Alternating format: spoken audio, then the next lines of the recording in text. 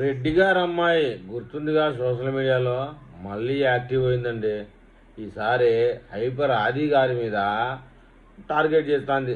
ఆయన ఏదో మీటింగ్లో అంట ఒక కామెంట్ చేశాడంట. దాని గురించి ఇలాంటి సన్నాసులు జనసేన పార్టీ ముఖ్య అతిథులు అంటూ లంకించుకునిందండి.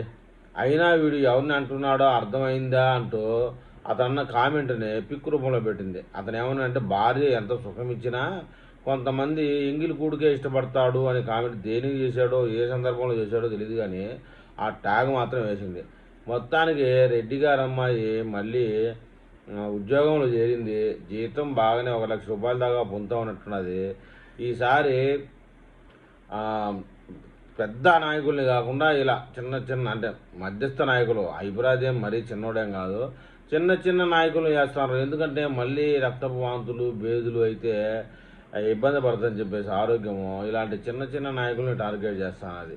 భార్య ఎంత సుఖం ఇచ్చినా కొంతమంది ఎంగిలి కూడికే ఇష్టపడతారని కామెంట్ చేశాడంట. కానీ దేనికి ఎక్కడ ఎందుకు కామెంట్ చేశాడో వివరం చెప్పలా. మొత్తానికైతే ఈమె వైసీపీ సోషల్ మీడియాలో జీతానికి కుదిరింది.